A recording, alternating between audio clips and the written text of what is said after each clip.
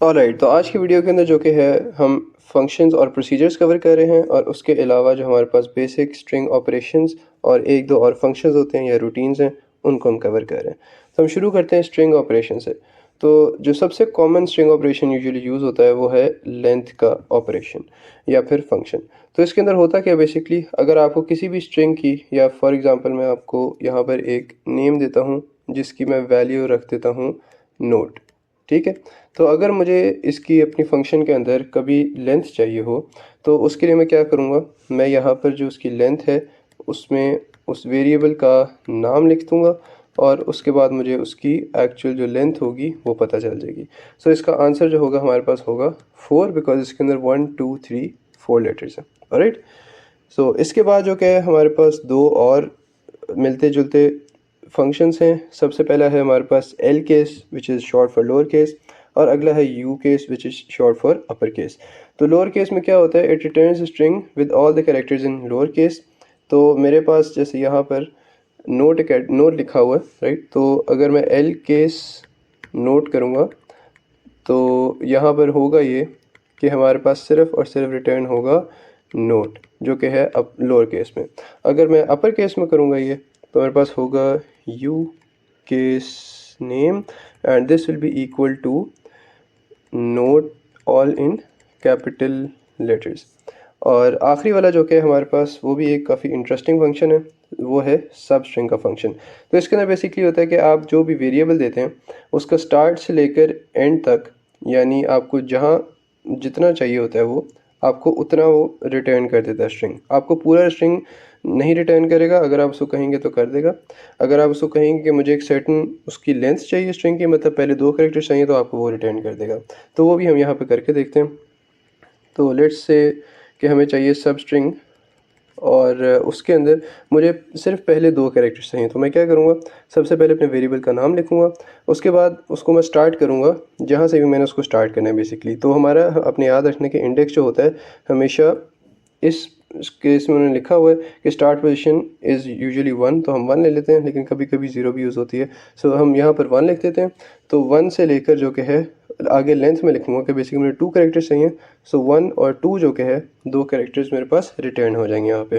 Alright, और अगर मैं चाहता कि मेरे पास 3 कैरेक्टर्स रिटर्न होते तो मैं लेंथ की जगह पर 3 लिख देता, तो मेरे पास जो कि है अब आउटपुट आता NOT नॉट, और एंड पे ई आप लोग देख रहे हैं कि हमारे पास नहीं आता। यहाँ पर भी जो कि हमारे पास कुछ एग्जांपल्स हैं। यू कैन सी कि जब वो यहाँ पर लिखता है हैप्पी डेज़, राइट, तो उसमें वो सबसे पहले तो देखता है कि आपकी स्टार्ट पोजीशन 1 है और उसकी लेंथ जो होगी हमारे पास 5 होगी, तो रिटर्न कर देगा सिर्फ हैप्पी। अब यहाँ पर आप देख सकते हैं कि हैप्पी डेज़ हम लोग ऐसे भी लिख सकते हैं अगर आप पूरा स्ट्रिंग पास करना चाहते हैं, वरना हम लोग जो कि है सिर्फ उसका वेरिएबल नेम भी यहाँ पर डाल सकते हैं। उसके बाद हम आते हैं कुछ कॉमन लाइब्रेरी रूटीन्स पे, जो कि सबसे पहली है हमारे पास राउंड।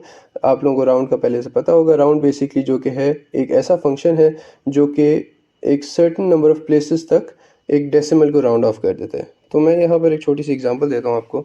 लेट्स से सपोज़ कि मेरे पास एक नंबर है और वो फ्लोट है, एक्चुअली सॉरी रियल है वो, राइट। हमारे पास कुछ डेटा टाइप्स होती हैं और उसमें जो जिसमें हम डेसिमल स्टोर कर सकते हैं उसको रियल कहते हैं। तो मेरे पास एक रियल नंबर है और उसकी वैल्यू है 3.142 which is the value of pi, और मैं चाहता हूँ कि मैं इसको 1 डेसिमल प्लेस तक राउंड कर दूँ। तो इसके लिए मैं क्या करूँगा, मैं लिखूँगा राउंड, उसके बाद मैं अपने आइडेंटिफायर का नाम लिखूँगा विच इज़ नम, और उसके बाद मैं कितनी प्लेसेस तक करना चाहता हूँ 1। तो अब इसका जो मेरे पास आउटपुट आएगा वो होगा 3.1। हमारे पास अगला फंक्शन जो है वो है रैंडम का फंक्शन। तो रैंडम का फंक्शन जो कि है वो 0 और 1 के दरमियान में एक आपको रैंडम नंबर देगा बेसिकली, और वो जो रैंडम नंबर होगा वो कुछ नंबर ऑफ डेसिमल प्लेसेस तक होगा।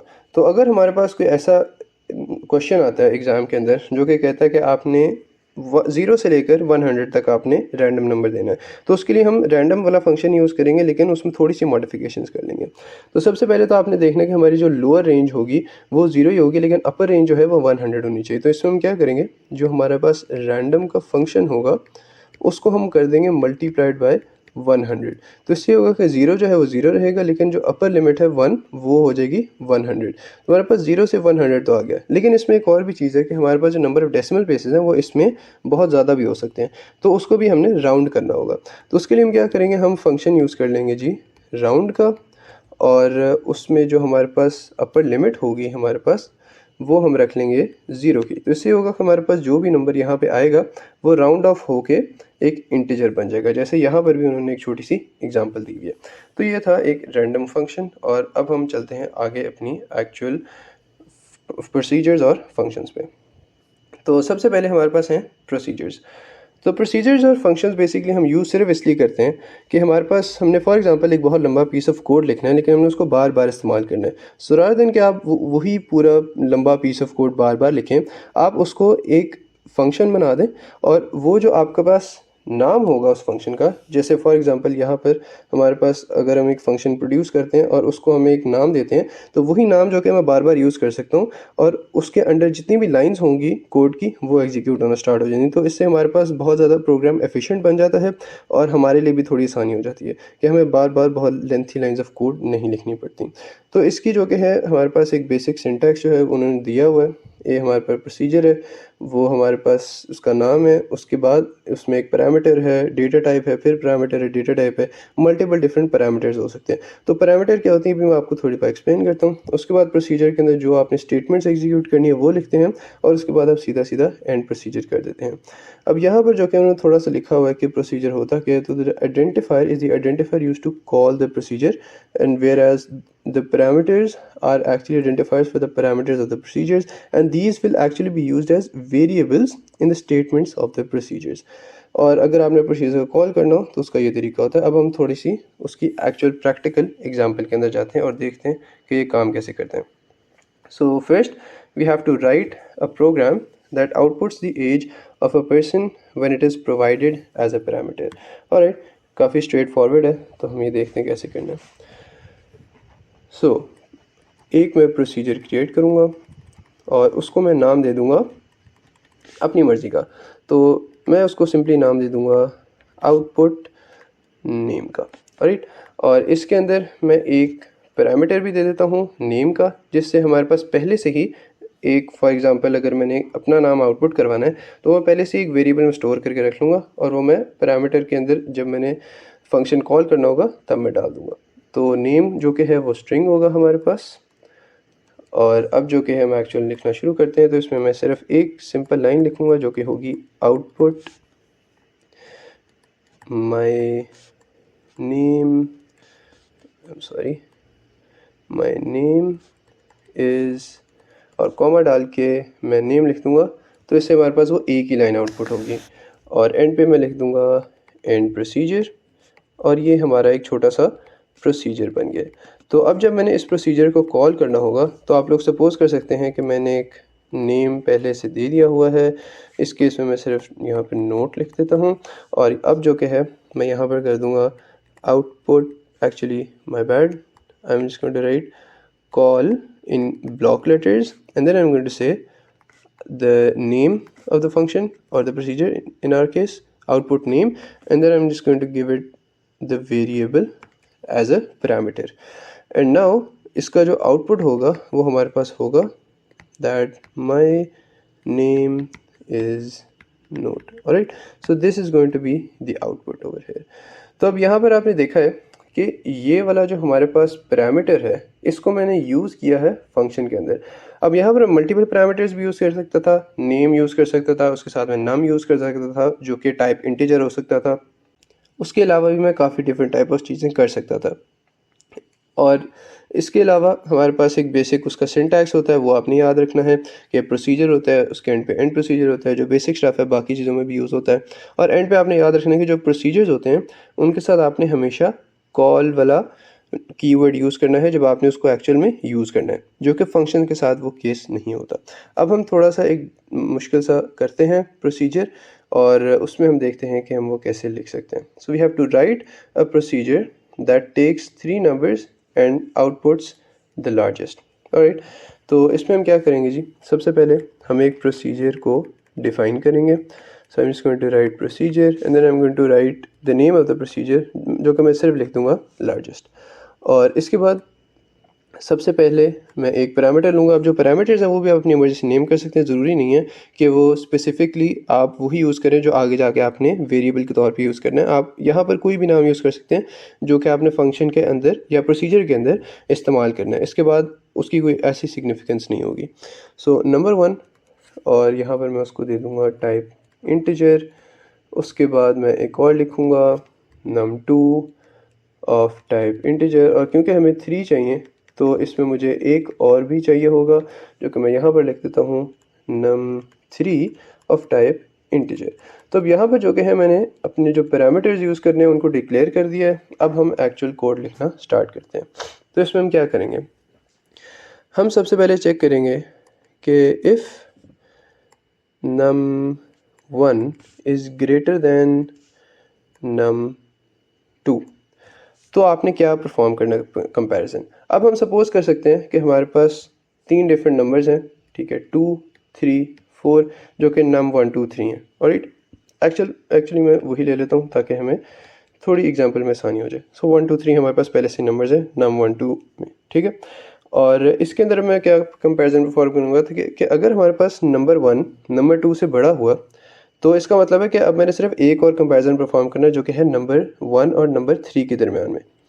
तो इसके बाद मैं यहाँ पर लिखूँगा then and then I am going to write another statement of if num1 is greater than num3 then I want you to output that let's say I'm just going to output num1, alright। लेकिन अगर ये वाली condition हमारे पास false हुई, right, कि num1 जो कि था num2 से तो बड़ा था लेकिन वो num3 से छोटा है, तो इसमें हम क्या करेंगे, हम लिख देंगे यहाँ पर output that num3 is greater, right. So इस केस में हमारे पास नंबर 3 बड़ा होगा क्योंकि नंबर 1 जो कि है नंबर 2 से बड़ा है लेकिन नंबर 1 जो कि है नंबर 3 से बड़ा नहीं है। तो इसका मतलब है कि obviously number 3 is going to be the greatest. तो आखिरी जो हमारे पास एक इफ़ एल स्टेटमेंट की एल स्टेटमेंट है वो होगी else I want you to perform a comparison. अगर num2 ऑब्वियसली बड़ा है तो इसमें हम एक और कंपैरिजन परफॉर्म करेंगे कि क्या हमारे पास जो num2 है वो बड़ा है num3 से या नहीं। बिकॉज़ इस वाली केस के अंदर, राइट, जब हम ये वाला कंपैरिजन परफॉर्म कर रहे हैं तो इसमें हम ये देख रहे हैं कि num2 बड़ा है तो वो सीधा num2 यहाँ पे आ जाएगा। अब num2 को भी ऑब्वियसली हमने कंपेयर करना होगा, तो उसके लिए भी मैं एक स्टेटमेंट लिख दूँगा कि अगर हमारे पास नंबर 2 बड़ा है नंबर 3 से तो हम उसमें आउटपुट कर देंगे कि जी num2 जो कि है वो एक्चुअल में सबसे बड़ा है। लेकिन अगर ये भी चीज़ फॉल्स हुई तो हम इसके अंदर आउटपुट कर देंगे कि num3 is greater, alright.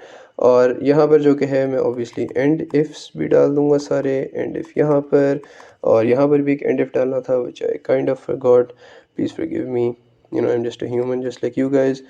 And if, और यहाँ पर एक और एंड इफ आता है आई थिंक, या एंड इफ, और आई थिंक इतने एंड इफ्स काफ़ी हैं, या आई थिंक इतने एंड इफ्स काफ़ी हैं। और एंड पे जो कि है एक आता है हमारे पास एंड प्रोसीजर, राइट। तो ये हमारे पास एक छोटा सा प्रोसीजर तैयार हो गया। अब हम इसको एक ड्राई रन देते हैं, देखते हैं कि क्या ये काम करता है या नहीं। तो हमारे पास पहले से कुछ एग्जांपल्स मौजूद हैं 1, 2 और 3 की। तो num1, 2, 3 में आप समझ लें वो मैंने नंबर्स डाल दिए। तो सबसे पहले num1 आता है, मतलब जो हमारा प्रोसीजर है वो इस पे आता है जी, num1 is greater then num2 पे। तो उसमें मैं देखता हूँ कि जी क्या num1 हमारे पास ग्रेटर है num2 से। ऑब्वियसली वो बात ट्रू नहीं है तो वो अगली स्टेटमेंट पे चला जाता है एल स्टेटमेंट पे। तो एल स्टेटमेंट पे जब वो आता है तो वो चेक करता है कि क्या हमारे पास नंबर 2 जो है वो बड़ा है नंबर 3 से। तो ये भी हमारे पास फॉल्स है और वो इसकी एल स्टेटमेंट पे आ जाता है, वो आउटपुट कर देता है नंबर 3 को, जो कि हमारे केस में ट्रू है बिकॉज 3 जो कि सबसे बड़ा है। अब हम इसको थोड़ा सा स्विच कर लेते हैं। अब हम कर लेते हैं जी 3, 2 और 1। तो अब जो हमारे पास कंपैरिजन परफॉर्म होगा वो होगा क्या नंबर 1 ग्रेटर है नंबर 2 के, तो ये चीज़ ट्रू हो जाएगी। क्या हमारे पास नंबर 1 ग्रेटर है नंबर 3 से, तो ये भी चीज़ ट्रू हो जाएगी। हमारे पास आउटपुट हो जाएगा number 1।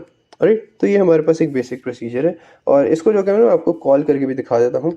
So if you want to call this, I will just simply say call, और मैंने पहले से फॉर एग्जांपल कुछ वेरिएबल्स बना के रखे हुए हैं num 1 2 3, और उन्हीं को मैं इसमें डाल दूंगा। तो मैं यहाँ पर लिख दूंगा largest, and then I'm just going to write num1 comma num2 comma number 3।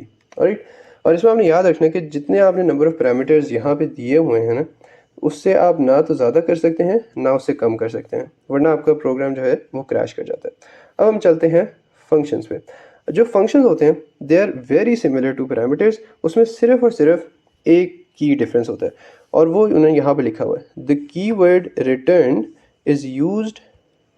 The keyword return is used as one of the statements within the body of the function to specify the value to be returned. Alright, so this is basically it। सिर्फ ये छोटा सा difference है function और procedures में। अब उसका भी मैं आपको एक छोटा सा एग्जांपल करके दिखा देता हूँ। तो हम एक प्रोग्राम लिखते हैं जो कि डिसाइड करेगा कि क्या वो बंदा वोट कर सकता है या नहीं, और अगर वो कर सकता है तो आपने एक बूलियन वैल्यू या फिर बस सीधा सीधा रिजल्ट आपने रिटर्न कर देना है। तो मैं एक बनाता हूँ जी सिंपल सा फंक्शन। इसमें आप देख रहे हैं कि उसका कीवर्ड भी डिफरेंट है, फंक्शन है ये, और यहाँ पर मैं लिखूँगा कि क्या वो बंदा, let's just write the name of the function, eligible to vote. Right, ये मैंने उसका नाम रख दिया, और यहाँ पर जो कि है मैं एक वेरिएबल पैरामीटर इंट्रोड्यूस कर रहा हूँ जो कि इंटीजर है, जो कि मैं फंक्शन को यूज़ करते वक्त पास करूँगा। और यहाँ पर एक छोटी सी और चीज़ है हेडर के अंदर जो कि डिफरेंट है प्रोसीजर से, वो है रिटर्न्स बूलियन। राइट, तो मैं इस केस में जो कि बूलियन रिटर्न कर दूँगा कि क्या वो बंदा कर सकता है वोट या नहीं, जो हमारे पास ट्रू और फॉल्स के केस में आ जाएगा। अब हम इसकी एक्चुअल अंदर स्टेटमेंट लिखते हैं। हम चेक करते हैं कि if the age is greater than 18 then I want you to, I'm sorry for my writing, then return true। so इस केस में जो कि है वो ट्रू रिटर्न कर देगा क्योंकि वो एक्चुअल में बंदा वोट कर सकता है। लेकिन अगर ये चीज़ फॉल्स हुई तो इस केस में वो बंदा जो कि है रिटर्न, जो हमारा प्रोसीजर है फंक्शन है, वो रिटर्न कर देगा फॉल्स। और ये हमारा एक छोटा सा फंक्शन बन गया है और एंड पे मैं एंड फंक्शन लगा दूंगा। अब यहाँ पर एक और छोटा सा डिफरेंस है कि जब आप फंक्शंस को कॉल करते हैं उस केस में आपने कॉल वाला कीवर्ड जो है वो नहीं लिखना, आपने सीधा सीधा फंक्शन जो है वो लिख देना है। तो मेरे पास, मैं पहले से सपोज कर रहा हूँ कि एज का वेरिएबल है, I am going to write eligible to vote, और उसमें मैं एज डाल दूंगा। तो इससे जो कि मेरे पास जो वैल्यू आएगी वो होगी या ट्रू की या फिर फॉल्स की। तो ये जो कि है एक छोटा सा एग्जांपल था फंक्शंस का। तो आज की वीडियो यहाँ पर ख़त्म होती है। आपको बहुत ज़्यादा क्वेश्चंस नहीं आते प्रोसीजर्स ऑफ फंक्शंस के, लेकिन जो मैंने ऊपर आपको थोड़ी सी स्ट्रिंग ऑपरेशंस वगैरह बताए हैं वो काफ़ी इस्तेमाल होते हैं। So make sure that you remember that, and other than that obviously I would tell you guys to please like and subscribe to my channel, और अगर पसंद आए तो प्लीज़ अपने दोस्तों में भी शेयर करना। और अगर आपको अच्छे नोट्स चाहिए प्रीमियम किस्म के तो वो भी जो कि है मैंने डिस्क्रिप्शन के अंदर उनका लिंक डाला हुआ है, do check them out, and thank you so much. अल्लाह हाफिज़।